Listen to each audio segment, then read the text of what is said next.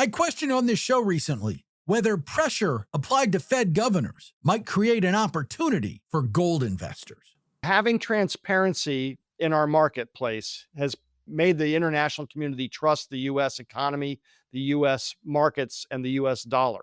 And less transparency, anything that brings less transparency and less understanding of the true condition of the U.S. economy will create a better bed for gold to rise from.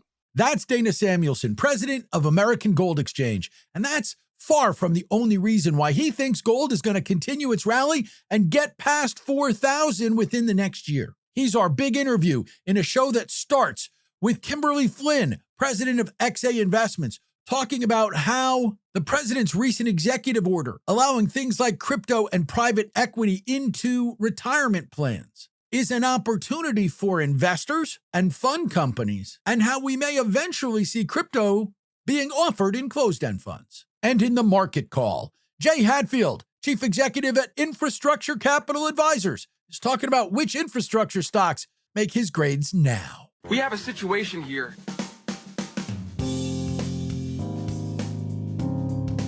We sure do. This situation is otherwise known as Money Life for August the 29th. Thank you so much for joining me. My name is Chuck Jaffe, and we are excited with this show because we got really interesting topics. And I promised I would try to get someone to talk about gold.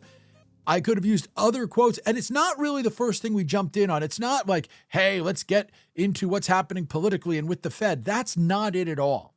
But I felt that since I had led with that the other day, saying we've got to find out if this might change some of the thinking on gold, because we've had interesting conversations around gold on this show for a couple of weeks now, even though gold is far from like the central thing we talk about. Same with crypto. And I know that we're getting into crypto today. And I know that when the executive order first came out, I did a segment that talked about it and whether or not you want crypto in your retirement plan. But I'm going to tell you, this conversation with Kim Flynn changes and should change your thinking. Not from the standpoint of whether or not it belongs, crypto particularly, but private equity as well, in retirement plans. Because the perception of the public and the media, and maybe me to a point, was, you don't need this. My friend Emily Guy Birkin, who's been a guest on the show, wrote a piece for Fast Company saying Gen X doesn't need crypto in its retirement plans. And she suggested that employers were not living up to their fiduciary responsibility if they put it in there because they might make people unsafe. Well, you just heard on this show Jeff Clark from the Vanguard Group talking about how America Saves, their study, which looks at behaviors of 401k investors. And one of the things that was in there was the overwhelming majority of investors in retirement plans are using default choices like life cycle funds. So what happens if a life cycle fund is run by a big investment firm, firms which now all, by the way, have crypto funds, and they say an asset to crypto is appropriate? That is a lot different from a crypto bro going, hey, let me throw my money into crypto in my retirement plan. The same thing with private equity. You can make a case that retirement investors are an ideal market for private equity because the money can sit there. So what happens if you wind up with your life cycle funds and the big firms saying, we're going to put a little crypto in there? That is a very different thing than suggesting somebody might go out and go, oh, let me throw all of my retirement savings into Bitcoin. Those are two very, very different things. But that's the angle that's not covered. And I'm not sure even I thought that much about covering it until I had that conversation with Kim. So I love that we're going there. And then Jay Hadfield, always a great guest in the market call. So we've got a great show for you, and we're going to let those interviews run. So we're going to jump straight to it. But remember, you can reach me, Chuck at moneylifeshow.com. A reminder, we are not here when the market is closed. So we will take Monday off for Labor Day. We hope you take it off as well, but we'll be here the rest of next week. We have great things coming into the second week of September. Then we go to FinCon and we sort of throw everything away and do FinCon for a couple days. And then we get back to our regularly scheduled action, which is going to be great. So love what we've got today. Love what we got coming. Really love that you're here to hear it. So let's get started. The Navigator with Kimberly Flynn from XA Investments gets us rolling when we come back right after this message.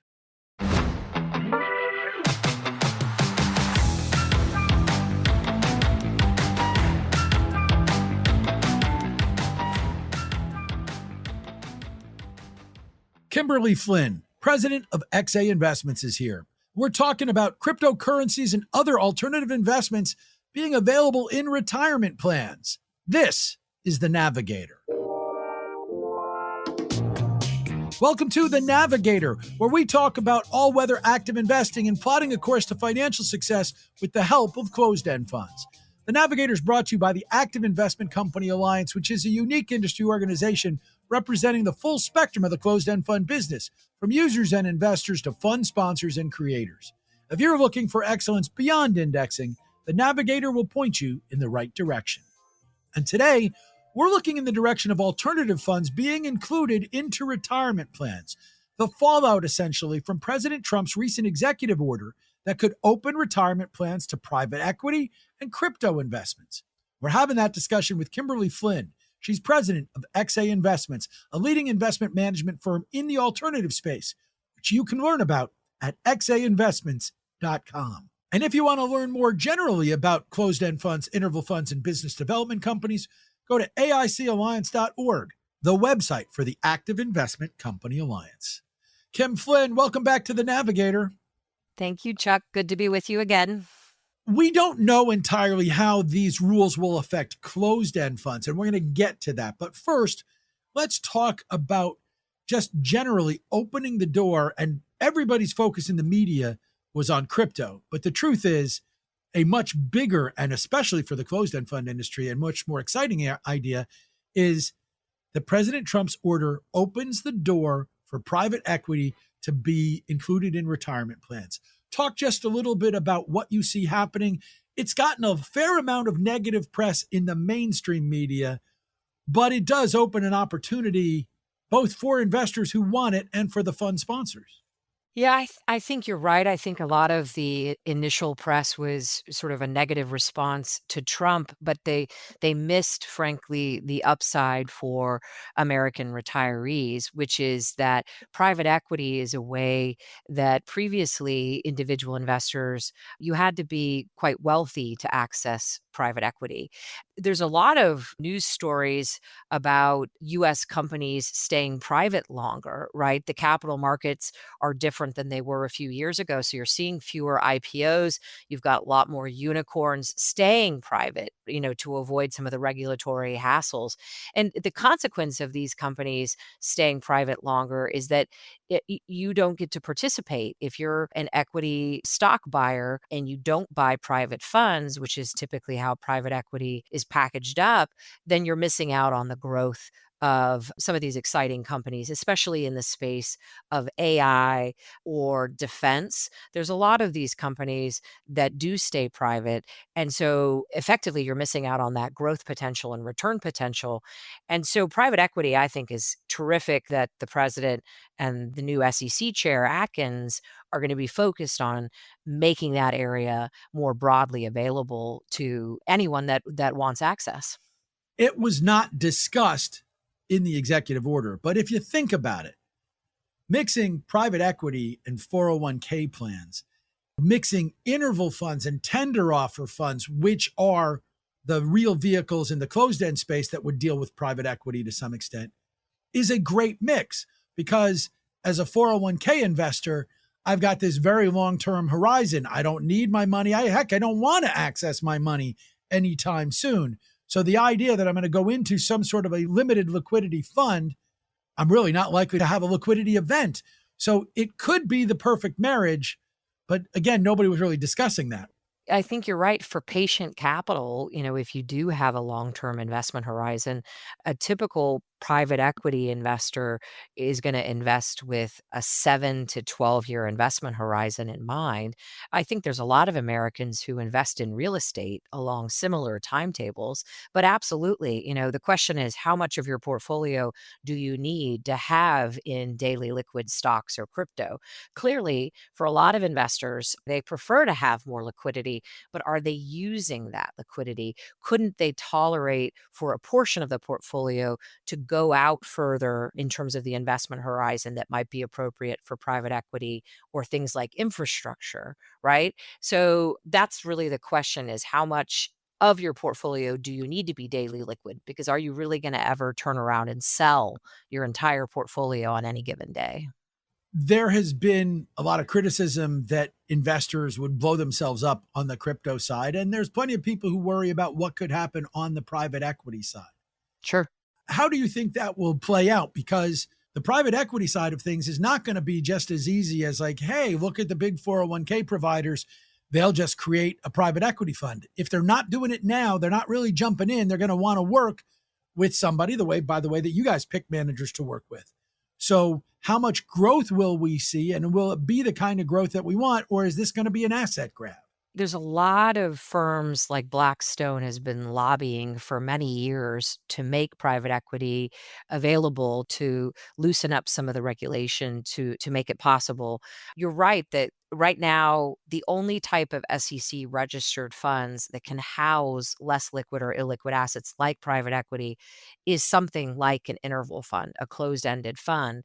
So we already see private equity is the second largest category in the interval fund market because it is attractive for financial advisors and for end investors. Now, to put it into a 401k, that means there's going to have to be some technology investment in the existing 401k platforms to make it much more easy to access. We're seeing firms, to your point about partnerships, this is what Capital Group has done with their partnership with KKR. Capital Group is one of the largest mutual fund sponsors in the world, and they don't have those private market capabilities, but KKR is well known in the private equity space. And so together they have 3 interval funds, 2 are private credit, 1 is private equity. And ultimately, will those interval funds be slotted into a model portfolio or maybe added to a target date fund? Yes, I believe that that's the end goal for those funds. Now, those funds are brand new. There's a few firms like Partners Group and AMG Pantheon that have been managing private equity investments in the interval fund space for 10 plus years. So there's a few firms that have a head start, actually, if you will, and they actually are well known for their private markets capability. So it is a bit of a land grab in terms of not just the alternative private equity managers, but also the traditional mutual fund managers.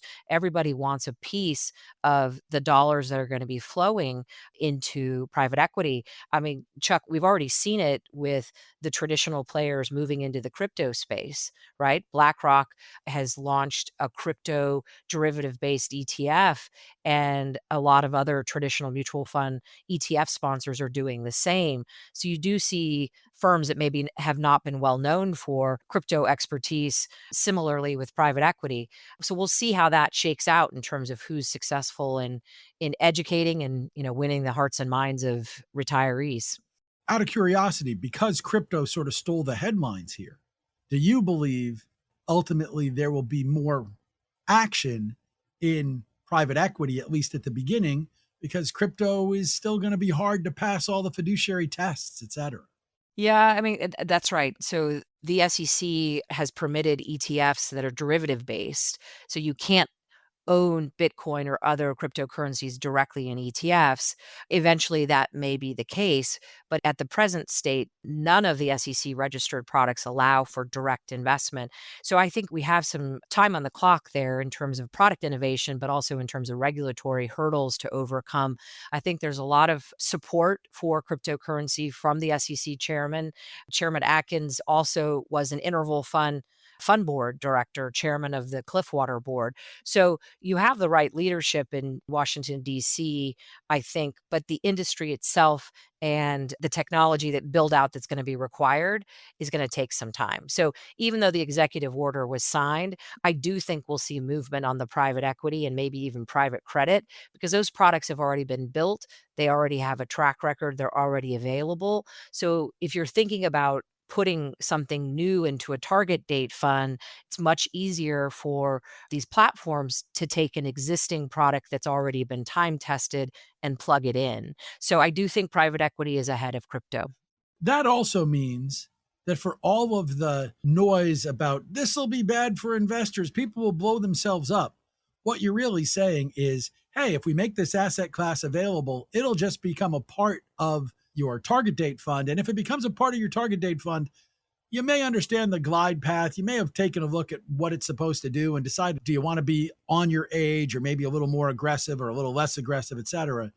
But it means that the vast majority of people who are going to be affected by this probably won't really know much that they're being affected by this. Yeah, I think there's a lot of people trying to limit access for fear that people will take on illiquid investments or risky investments. And my belief is that people should have choice. People should have the ability to consider a number of different options. And so, in that sense, I think it is a healthy opportunity for adding that choice. So many people are allocated to US public equities. Think about the Nvidia and the other market leaders. Those technology stocks are actually quite volatile, and no one's arguing that Americans shouldn't have access to Nvidia or other technology stocks. So I think it's sort of nonsensical to argue that they shouldn't have access to crypto or they shouldn't have access to private equity. The risk should be disclosed, and it's helpful to have a financial advisor, but ultimately people need to make their own decisions. Because if you think about it, some of the most complicated financial decisions we make is when we buy a home or take on a mortgage. And I think most Americans understand the complexities of doing that. And I don't think evaluating private equity or crypto is altogether that different. That's why I think this executive order should be viewed constructively by the industry. And obviously, a lot of existing asset managers are pretty excited that this could open up a much broader market. Last question, tangential topic. Since we're talking about things that would open up markets, will we get to a spot where, whether it's through options or through direct ownership, et cetera, we wind up seeing the SEC allow crypto in closed-end funds? As you know, I mean, the listed closed-end fund market is typically an income buyer. People are focused on yield, and there's actually a lot of really interesting crypto investments that are yield focused. So it would be the right kind of wrapper for a crypto income focused strategy. Right now, the listed closed-end fund market, Chuck, as you know, is effectively closed. We haven't really seen many new IPOs, but I do think something as exciting as crypto would bring a lot of potential new buyers. So that's exciting, I think, for what is sort of a sleepy closed-end fund IPO marketplace. I think we'll probably see innovation on the interval fund side of the closed-end fund market first, just because that's where a lot of great product innovators are focused. So I'd love to see it in the listed closed-end fund space, but we'll likely see it. There's a lot of conversations around how do we make that possible, but until the SEC approves the direct investment into various cryptocurrencies, we'll have to wait. Kim, really interesting stuff. I appreciate you taking out the time to join me. We'll talk to you again down the Navigator down the line. Thank you, Chuck. Kimberly Flynn is president of XA Investments, a leading investment management firm in the alternative space. Learn about what they do, particularly when it comes to closed-end funds, at xainvestments.com. Later on Money Life in the Market Call, I'm talking infrastructure investing with Jay Hatfield from Infrastructure Capital Advisors. But next, I love gold! it's Dana Samuelson of American Gold Exchange. He's here for the big interview. Oh, yeah.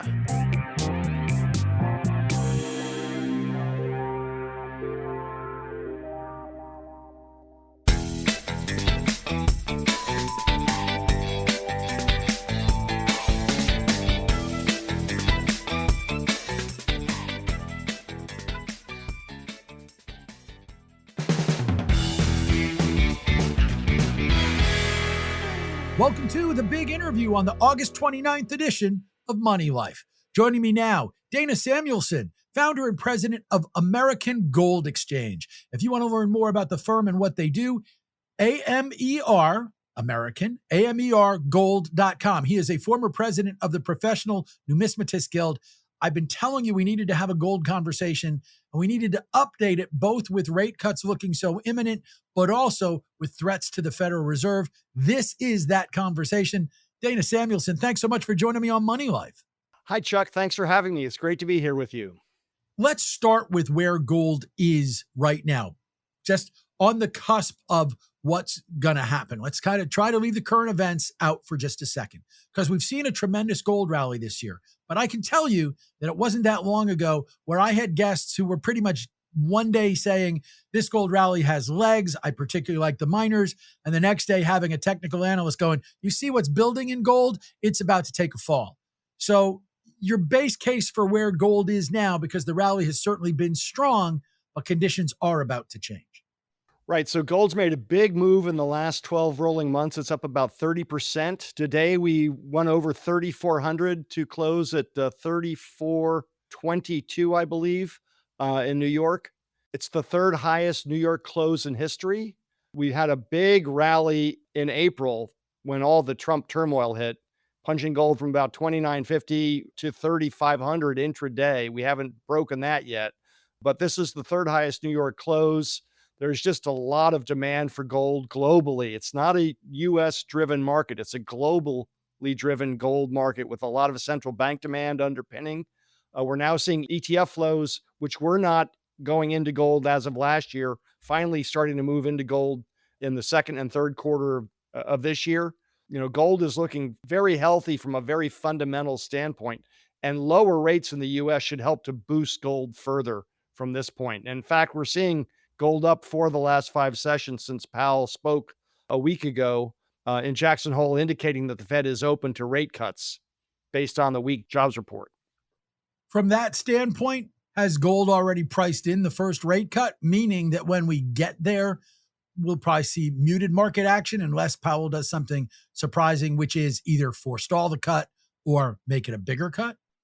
No, we're getting some front running, but a lot of the markets want the confirmation that a real rate cut will bring, and once those words are uttered, we tend to get a bigger reaction on the back of when a rate cut actually occurs. And that's what's happened in the past. So there'll be some front running, and that's what's happening already. Gold's up about $70, $80 since Powell spoke, but the bigger guns come if and when we get a rate cut. And if it's a bigger rate cut than people are expecting, gold will be even more sharply moving to the upside, I think.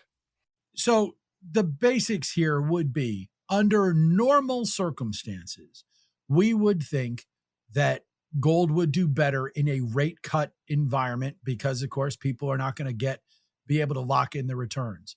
But gold has done really well in a higher rate environment. And the last time we had rate cuts, we didn't see the market, neither for gold or for interest rates, really respond the way people were expecting. In your take, is this rate cut going to be one where we kind of get what we're expecting? I think that the possibility is there. I'm thinking we could see gold get into the $3,600 to $3,800 range on a rate cut cycle, not necessarily just 1/4 point rate cut, but if we get multiple rate cuts or a 50-point basis rate cut out of the box, I don't think that's going to happen. But the more the Fed cuts, the more gold could move higher. And I do think we're due for, probably 2/4 point rate cuts the way things are going. Now, inflation is the counterbalance. We've had weak jobs, but we just got GDP today too, which was revised higher from 3% to 3.3%, which means the consumer is still fairly resilient, which means inflationary pressures are the counterbalance to the Fed's dual mandate. And it may actually create the situation where the Fed doesn't cut in September. I think they will, but the linchpin for this whole move will be the jobs report for September, which the Fed will have before their meeting on the 16th and the 17th. So if the jobs report for September comes in weak, then I would expect a rate cut to occur. Just depends on how that jobs report goes. That's the key element in my thinking. Gold, of course, is known as an inflation hedge, but it hasn't been a great inflation hedge, at least while we've seen inflation above the Fed's target, but not significantly higher than the Fed's target. Gold has been a really good geopolitical hedge. And geopolitically, it's been all kinds of things that have been kind of messy and are likely to stay messy. So given that, is inflation less important to what we see happening with gold than turmoil and tension around the world? Like, as long as we have a little bit of tension, that headline risk translates into a nice higher floor for gold prices? Yeah, you got that exactly right. When inflation just ramped up sharply in 2022, the Fed raised rates higher and faster than every other central bank, which made the dollar much stronger, which both of those pressured gold in that inflationary environment. So gold didn't respond in 2022 like it might have. In fact, it went down quite a bit.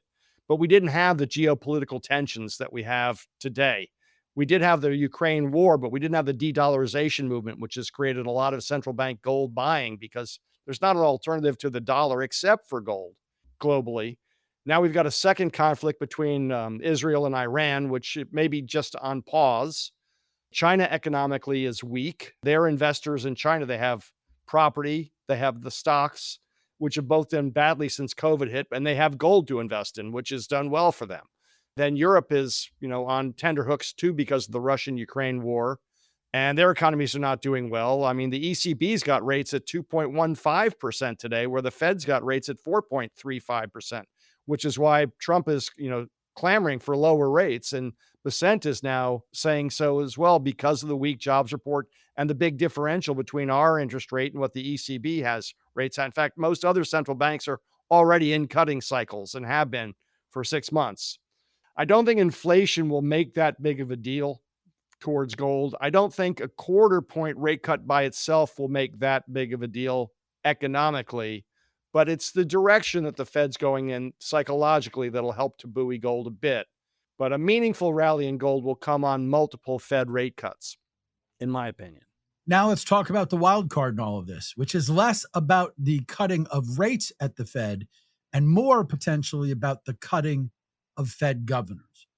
We're not really into politics. That's not really our thing. We react to it because you have to react to it, and it's a situation. But the gold market is very aware of what can happen when you wind up seeing currency risk and the rest with central banks. And while I don't want to go all the way out and make a lot of comparisons to what's happened in Turkey, I don't even want to make a lot of comparisons to what happened in this country back in the 1960s and 70s when Richard Nixon was trying to make some efforts to have more control over the Fed.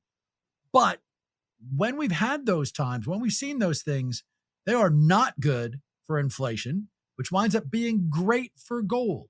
So is gold now a play as well, ahead of heightened risk over who's running the Fed? Yeah, that's certainly helped to buoy gold in these last couple of trading sessions, this whole Lisa Cook episode as a Fed governor that President Trump wants to fire if he can do it. Having transparency in our marketplace has made the international community trust the U.S. economy, the U.S. markets, and the U.S. dollar. And less transparency, anything that brings less transparency and less understanding of the true condition of the U.S. economy will create a better bed for gold to rise from because it's trust, full faith and credit. We have $37 trillion in debt, right? If we don't have a trust, how are we going to sell our bonds to foreigners? And we need foreigners to help support our debt, right? And they're pulling money out of the U.S. right now and going back home with some of their money. That's why the dollar's down. That's why European markets are up quite a bit compared to the U.S., although the U.S. stock market continues to, just set record highs, but PE ratios are off the charts. They're record highs, so 22 to 1, which is normally are 16, 18 to 1. So I think if there's a lack of trust in the credibility of the statistics that come out of either the BLS for employment, or if President Trump makes the Fed board simply a mouthpiece for what he wants and the Fed loses independence, that will help to buoy gold as well, because this is a global gold market. It's not a US-centric driven gold market. It's a global driven gold market right now. It's the way I see it. Gold, for most investors, if they're going to hold a position, it's kind of like, let's have a static position, et cetera. Given what's going on, how regularly, if somebody's investing in gold, whether they're doing it through buying physical gold, holding it themselves, doing it through an ETF, et cetera, how frequently should they be rebalancing to try to make sure that they have the ballast that they want in their portfolio, but that they're not being swept away and also making themselves more vulnerable to the whipsaws that can happen? Well, you're exactly right. I think, rebalancing on an annual basis is probably the most prudent way to go about managing a portfolio well. I wouldn't do it on a quarterly basis because, things can change pretty quickly, but the bigger trends that are in place, I think it's important that you follow the bigger trends. So far, the trend for gold has been great over the last 5 years, 6 years. I mean, gold can make a big move and go sideways for a while. So there's some lost opportunity if you're holding gold while it's going sideways while other markets are moving. That's going to be some lost opportunity. I look at gold as an insurance hedge for the rest of your portfolio. And 5 to 10% of assets in gold is enough of a hedge to give you a counterbalance when there's trouble in other markets without losing opportunity in other places as well. That's a good way to look at gold as an insurance policy for the rest of your money. And once you have your position established, you don't need to keep paying that premium like you do with a home insurance or car insurance or whatever insurance you get, where you just have to keep continually paying a premium. Now, there's people that can go further if they want to speculate more, but I would rebalance, on an annual basis and to see how things go that way. And I'm pretty simplistic in that view, but that's what I would do. For people who want to speculate, they, of course, these days are less likely to go towards gold and more likely to go towards crypto. Crypto, for the people who support it, they'll say it's like digital gold, but it's not, and it hasn't proven to be. But how has, for somebody who's been doing this for a long time, how has the emergence of crypto changed the gold market? I'm not asking you to tell me if you love or hate crypto, but I'm really wondering sort of what has been crypto's impact on gold, both as an investable asset and also as a collectible asset. Well, I think between 2020, after gold made a big run due to COVID and went from about 1350 to 2050 and went sideways, I think Bitcoin in particular stole some of gold's thunder and probably held gold in check by about 20% because a lot of the money that might have gone into gold did go into Bitcoin. Now, we've seen a lot of volatility in Bitcoin in particular, where it's made some wild price swings, but it's been more and more adopted by mainstream. BlackRock's in it. All the major players are in Bitcoin now, but it's still more of a speculation. What Bitcoin really can do that no other currency can is move money over borders easily, real money. And we will have a digital currency in the US. There's already one in China. So that's coming, whether that's a stable coin or a true crypto, we'll see. But Bitcoin and gold, there's kind of an aged line. If you're a younger person, you like what you can do on your phone, and that's Bitcoin. If you're an older person and you remember some of the troubles we've had over the years, the decades, then you're more of a gold person. I think that age line's around 40 years old. I'm not trying to be stereotypical, but that's what I see. Our clients in the physical gold arena tend to be older, where younger people tend to like the cryptos better. As for what they might want to like better, you've talked about where gold can go, how it should respond. But do you have a target on gold? I mean, what is an achievable gold price if you and I were to have this conversation a year from now and we get the rate cuts and we, don't have anything that's too out of whack and out of left field that's unanticipatable? Yeah, the way the market's going, I don't like to look too far over the horizon myself because things can change. And I think your point is very good about a year from now. So I think we should see gold close to 4,000 an ounce, maybe a little over, a little under. Let's say 3,900 to 4,200, somewhere in there. Give me about a 10% leeway in price. But some of that's contingent upon what happens with the Ukraine war and with what happens between Israel and Iran. The fact that there's been just enormous central bank gold buying over the last 3 years, which is about a third of what the mines produce every year, is the most meaningful statistic that there is for gold. This year, central bank gold buying is down about 10%, 15% from where it was the last 3 years, but we're also at the highest price we've ever been at.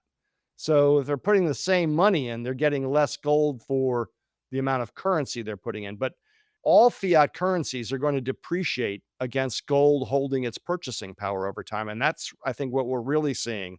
And with the global debt explosion that we've gotten since the great financial crisis, if we have a real debt problem or a currency collapse, then what I'm going to tell you is conservative. Well, I hope we don't have a currency collapse. I'm not going to root for that. I'm not going to root for that just because it would make gold do better. But I really enjoy the conversation and the fact that we're able to broach those subjects. Dana, this has been great. Thank you so much for joining me on Money Life to talk about it. Thanks, Chuck. It's been great to be here with you. Appreciate it. That's Dana Samuelson, founder and president of American Gold Exchange. AMERgold.com, their website, if you're looking for more information on him and the firm. If you're looking for more information on Money Life, stay tuned, because up next, Jay Hatfield from Infrastructure Capital Advisors will be here. We'll be talking stocks, and it's market call time when Money Life continues right after this message.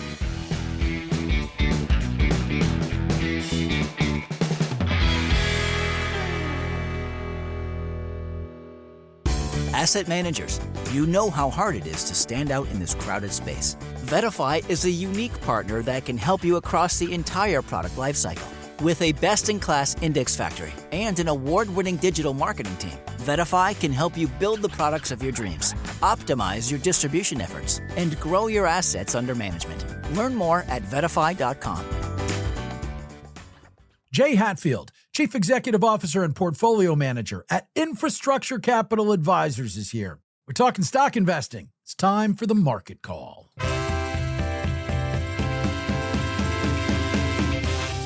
Welcome to the Money Life Market Call, the part of the show where we talk with experienced money managers about how they do their job, what they look for that determines their buys and sells, what they see happening broadly on the market, and how they are putting it all together. And returning to the market call today, Jay Hatfield, Chief Executive Portfolio Manager at Infrastructure Capital Advisors. Infracapfunds.com if you want to learn more. And they have a wide array of funds. Like they have the InfraCap Equity Income Fund, that's ICAP, which will probably be the feature of most of what we talk about. But they have a small cap fund, SCAP.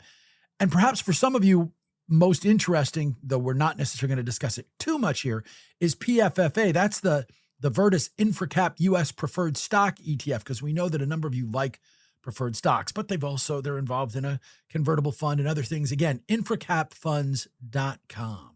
Jay Hatfield, welcome back to Money Life. Thanks, Chuck. It's great to be back.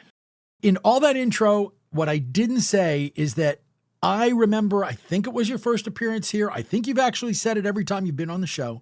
That, we're always trying to say, you got to define your methodology. But you once defined your methodology pretty quickly because you said, we go macro first and then we go micro, because what you said was if you don't get the macro correct, your micro is not going to be all that helpful.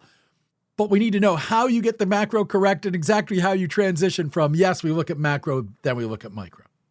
Well, the key insight that we have, and this might sound esoteric, but worth studying, is that the money supply, we use the monetary base, but the money supply is absolutely critical. And it's really why the Fed is what we call incompetent. A lot of journalists freak out when we say that, but incompetent because the Fed chair doesn't believe that money supply matters, which is a little bit like the Pope not believing in Jesus.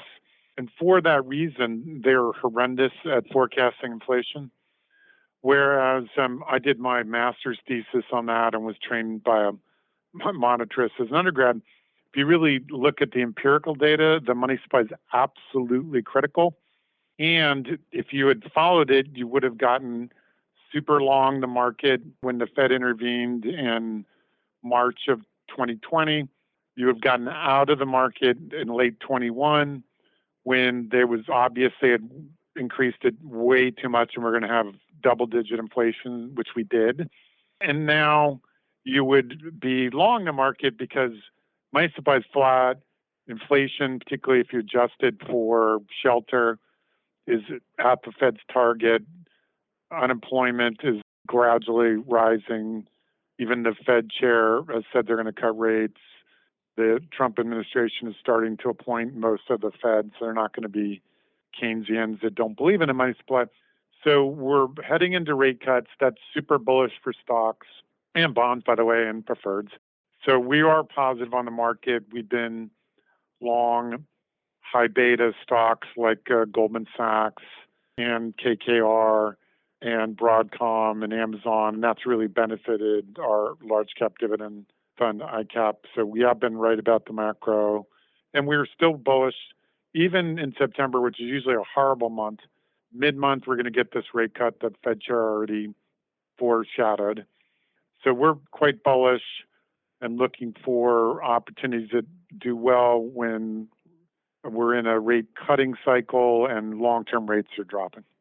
There's the infrastructure that is, we need to fix roads and other things. And there's the infrastructure that says, we need to make sure we've got enough power to power AI. So what's your general take on what is the meat and potatoes of your stuff? Yes, so there is a macro implication of this as well, which is normally when the Fed tightens rates, which they did in 22, you would have a crash in the old economy, so in construction and residential investment, and we'd have layoffs and recession. But this is a very unique cycle for two reasons. First of all, we never had the boom in the housing sector because of the great financial crisis. So the housing sector is less cyclical. But what's unique about this tech boom is it's not just buying some computers and some software, which is not very material to the overall economy, but it's also building data centers, building out the cloud, building chips, which require factories, particularly in the U.S. now, which it used to be only overseas. And then these data centers obviously require power. And what a lot of people forget is that to really generate significantly more power, it's great to do renewables, but they're very niche, hard to develop. And also they don't stabilize the grid. They destabilize the grid. So you need natural gas. So it benefits utilities, which we have investments in, which are infrastructure, but also benefits. We have AMZA as our fund that does pipelines, and the majority of pipelines are natural gas pipelines. And so they're benefiting from power generation and also export of natural gas, which the Trump administration, unlike the Biden administration, is strongly for and promoting through trade deals. So you've got a big tailwind on two of the biggest infrastructure plays, which are pipelines and also utilities. With that in mind, what's a poster child for the methodology? I mean, okay, we got a good understanding of where the macro is for you right now. What's the kind of a name or two that really stands out to you as being the thing you want to be in as this moves forward? I think the two themes that we're looking at is the obvious theme that everybody's on, which is like AI and the growth boom, but also lower rates, and particularly lower rates that benefit from the ancillary services to the AI sector. So a good example right in the blast zone of AI is ironically Goldman Sachs, because they're going to be the leader in executing on the AI IPO boom that's started but is nowhere near at its peak. And that stock's been working really well, but we still see another at least $50 of upside from here. It's around $750 right now. And then direct plays, Amazon has web services, but also a cost-cutting story, and a reasonable valuation. Broadcom, chips that support the main GPUs, some more communication and storage type chips that are specific to certain applications, doing really, really well. That stock's working. So those are kind of like what everybody's on, the AI trade, but also stocks like NextEra providing power to reasonably priced, great utility, but also providing unregulated power to data centers that they're developing. And then Cheniere, which ticker is LNG, exporting natural gas because the rest of the world needs natural gas as well to support their power needs and also to supplant coal. So if you're an environmentalist, a great stock. Some extreme environmentalists have made a mistake and tried to get rid of all natural gas when not recognizing it's the critical transition fuel. So we think that those 5 stocks are good examples of what we're focused on is the growth stories, but not just the obvious ones, but also the more infrastructure plays like LNG or NextEra. And what makes you sell? And what are the things you've had to move away from? So what we do is we look at we call it the PEGI ratio. Most people call it the PEG ratio, but the Y stands for yield. So we look at a company's growth plus yield, right? Because there's a trade-off. If you don't pay any dividends and you grow faster, you pay a lot of dividends and you have higher yields. And then we look at that total growth plus yield to the PE ratio, so PE to growth plus yield. Then we look at that for the whole overall market. And if that ratio is too high, like the worst in the market's Palantir is like it's 7 times their growth rate. But even for utilities, we do adjust it for risk as well. But, we have a company like Southern we were in, but now it's up to 92. or even like Coke is getting a little bit expensive because it's run up. So when the company looks unattractive relative to the rest of the market on a PEG-Y ratio, then we will trim our position, assuming we have a gain as well. We always want to take gains. So we use it both to identify undervalued stocks, but then when stocks we own become relatively overvalued, we trim them. It's a great risk reductive strategy. Buying reasonably priced stocks also, you avoid blowing up, like picking on Palantir a little bit. Everybody loved it. It was in this huge momentum stock. The market just stalls and it goes down $30, which is like at least 15%. Not for any fundamental reason, but just because it was massively overvalued and the momentum came out of it. So we don't want that where we take losses for sort of no reason. That makes sense. Out of curiosity, how often is it also just you're getting to that spot where you're getting ready to make that pullback, or you're seeing that pullback, and you also believe there's a faster horse out there? Do you have to have the next buy in place? Also, what happens too is if something really runs and it becomes a larger percentage of your portfolio. So we'll trim if it's above 3 or 4%, we'll trim. And then, of course, when we have proceeds, then we go look for the best opportunity that is in our models undervalued. So yeah, it's a constant recycling. You actually see that more clearly in PFFA because there you don't even need to use the PEG-Y ratio. Just say, oh, it's trading above par, it's callable at par. We'll take profits. The index funds usually are buying it from us because they don't have any criteria for buying and selling. They're just doing automatic. And then we recycle something below par that is upside. So it's more obvious there, but that's really what we're doing on the equity funds as well. So like ICAP, if we trim Southern Company, then we might buy more Amazon or more Nextera because our models show that that's cheap, or more LNG. So certainly, yeah, that recycling process adds value. And we also, in ICAP, we write a lot of very short-term covered calls. So we use those active strategies. We don't just sit on the same stocks for 5 years. We're constantly monitoring them, both booking profits by trimming, but also by just having calls expire that don't get exercised. Well, now that we know how it works, it's time for us to get your quick and dirty take on some stocks my audience is particularly interested in. Quick and dirty. Way to build equity! Yeah, we hope you are building equity. We are trying to build equity today with Jay Hadfield. He's Chief Executive Officer and Portfolio Manager at Infrastructure Capital Advisors. ICAP, the InfraCap Equity Income Fund, SCAP, their small cap income fund, PFFA, that's the Virtus InfraCap US Preferred Stock ETF, and more. InfraCapFunds.com for more information. Quick and dirty is our lightning round. You know how it works and how to participate. So we're going to jump straight in, starting with two requests from Al in Orchard Park, New York. The first is for New York Mortgage Trust, NYMT. We like this stock. It hasn't been favored in the market, but we think that it will start performing well after we get more rate cuts. And even if it takes longer than we all hoped, it does yield 11%, which is, obviously quite attractive in this market. Yeah, you're being paid to wait at 11% pretty well.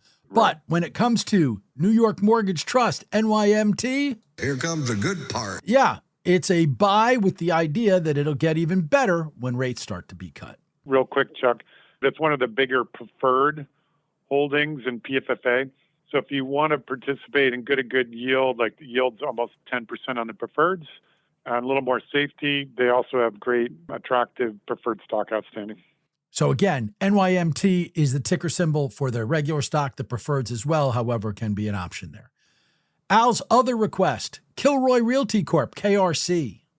So this is a more controversial story. Everybody's hated tech office. We've had a differentiated view, which is starting to work, which is that there's not a lot of office under construction. AI is absorbing a lot of the extra office space available in the tech markets. You have to do AI in office. It requires hardware. It's an emergency. There's a benefit to being in the office. So we have a differentiated view that there's going to be absorption, that there's really no new supply. Kilroy's selling off land that was purposed for office to do residential. So you can see very limited supply, trading below replacement cost. And so we think that absorption will drive stock price higher. And it's a little bit like New York Mortgage Trust, because if it takes longer than we had hoped, you get paid over 5% to wait. So it's very attractive, because it's a REIT, a very attractive yield. That's a buy on Kilroy Realty Corp. Buy it outright. Ticker symbol KRC. Our next request comes from Ray in Buena Vista, Florida. It'll finish our look at realty corporations. He wants to know about DLR, Digital Realty Trust. So this would also fall in the category of infrastructure that benefits from AI. I mean, it has done well and has traded at a pretty premium valuation, but we still like it because this is clearly a big trend that's not going to stop anytime soon. So they're in a great position because they have established the data center infrastructure. And it's not as attractive from a yield perspective, but you still do get 2.9% yield, so better than the pure plays that aren't REITs. This is a holding in ICAP and does have an attractive yield, and we do think there's going to be continued upside as investors want to play in the infrastructure, lower risk infrastructure side of AI. Let's make some money. That's a buy on DLR, Digital Realty Trust. Greg in Short Hills, New Jersey wants to know about CFG. That's Citizens Financial Group. We do think financials will do well in a market where the Fed is cutting rates, because they benefit from yield spreads. This is a pretty conservative stock. It yields over 3%. But what's also good about it is they have not like Goldman Sachs, but they do have some upside from investment banking. Investment banking is booming. So it's not like they're going to do all the tech IPOs like Goldman Sachs, but they will do mortgages and some other deal transaction. They'll benefit from M&A by doing the financings. And with this stock, you get a very reasonably priced stock, lower risk than Goldman Sachs, trades at 10.5 times earnings. Goldman's at closer to 15 times earnings and has much higher yield. So a good conservative way to play both rate cuts, but also an improving investment banking prospects over the next couple of years. Money in the bank. Yep, the bank we're talking about is Citizens Financial Group, CFG. That was a buy. Last, for Scott on Whidbey Island in Washington, it's EIX, Edison International. So another infrastructure play. This is controversial. They have essentially taken responsibility for the Eaton fire, which had a pretty significant liability. But what's underway in California is an expansion of the wildfire funding by the state that will mitigate those liabilities. And you get one of the highest quality utilities in the United States that have, covers Southern California, that have both natural gas utility and a super high quality electric utility. And this is also another case where preferreds are one of the biggest holdings in PFFA if you want more margin of safety. But we do think the stock will do well. This fire legislation unfolds. And like a lot of our stock recommendations, you get paid to wait, so you get 6% yield. So it's obviously extremely attractive even for utility because it has suffered due to this overhang from the Eden fire. So if you're worried about the fire, our argument is it's priced in. It used to trade at 85 before the fire, and now it trades at 55. So you're getting paid. We think that the fire is priced in stock, and there's some upside from here. If it just languishes around here, you get paid 6% to wait. So we finish on a high note with a company that was laid low by the fire. That's a buy on EIX, Edison International. Buy. Is that all you can think about? Well, in fact, during Quick and Dirty, all we could think about was buys because all the stocks we talked about were buys, plus a couple of the preferreds were buys. But now we got one more good buy that we got to talk about. That's where I say goodbye to Jay Hadfield. But Jay, this was great. Thanks for coming back to the show. We'll do it with you again sometime. Thanks. Great questions, Chuck. I appreciate being on. That's Jay Hadfield. He's chief executive and portfolio manager at Infrastructure Capital Advisors. Go to infracapfunds.com to learn more about the firm. We'll come back. We'll tell you where Jay agreed or disagreed with recent guests, and we'll set you up for next week, so stick around. Don't start your weekend till we finish this one. Everything an advisor needs can be found in one award-winning newsletter. Advisor Perspectives takes the most important financial perspectives and delivers it right to your inbox. Go to advisorperspectives.com and stay informed.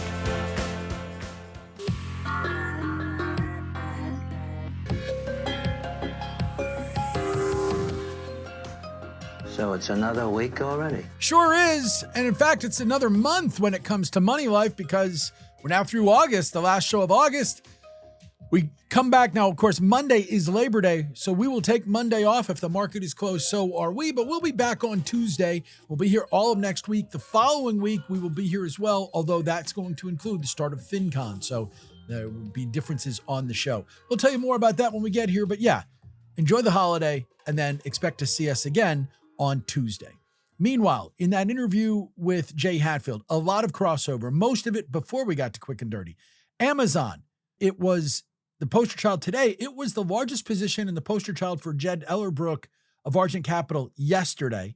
Tom Martin from Globalt Investments was buying it on August the 18th. Dryden Pence from Pence Wealth Management was buying it on July the 2nd. Broadcom, AVGO, a buy today. Jeff Mullenkamp said it was a good company, but a bad stock back on August the 14th. Greg Halter from Carnegie Investment Council was buying it in March, at the March 27th. NextEra Energy, Simon Lack from SL Advisors in the Pacer American Energy Independence ETF was selling it back on April the 22nd, but that was 2 weeks or so, not quite 2 weeks, after Roger Conrad from Conrad's Utility Investor made it his poster child. And by the way, Mike Bailey from FBB Capital was buying it on April the 3rd. And then Southern Companies was a sell. He's backing away from it. Stephen Aiken from Aiken Investments had it as a buy on June the 10th.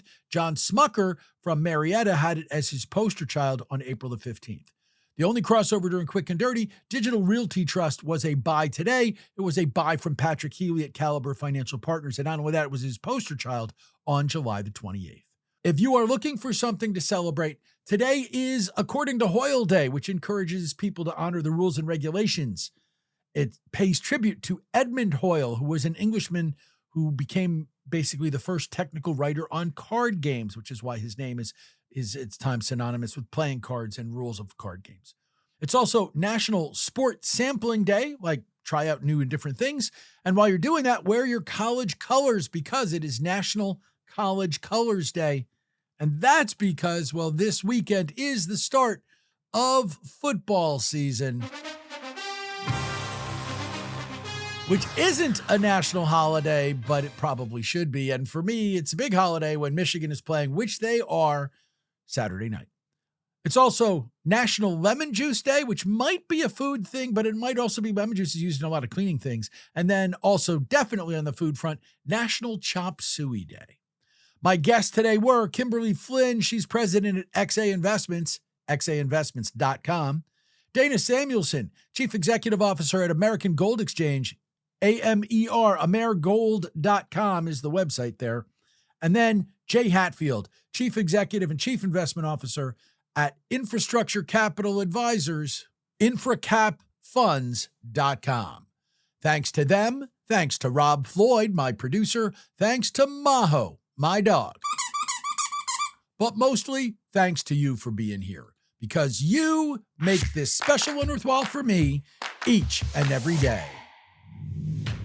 The Money Life quote of the day comes from the immortal Louis Grizzard, fabulous writer and columnist and observer of society, who said, "The game of life is a lot like football. You have to tackle your problems, block your fears, and score your points when you get the opportunity." Well, I hope you get the opportunity to score points this weekend, not just to enjoy the football games, but to enjoy life and have fun. Love your family, have a great holiday, and while you're having that holiday, remember, until we do this again the next time, the best thing you could do for your money is not worry too much about it. Have a great weekend, everybody. Stay safe and calm. We'll see you here again on Tuesday. The people who appear on Money Life are here for your and their own entertainment. Don't take advice from us or any other podcast without doing more research and/or consulting your financial advisor. We believe our guests provide reliable information, but we can't and don't guarantee the accuracy or completeness of their statements. Opinions expressed on Money Life are those of the host and guests only and reflect their personal thinking. They're not representative policy or strategy of any employers or sponsors. This show is produced by Money Life Radio, which retains all rights to the content. If you want to use any part of this show for your own own purposes, be they good or evil. You must get our written permission first. And remember, with great financial information comes great responsibility. Please act responsibly. See you around.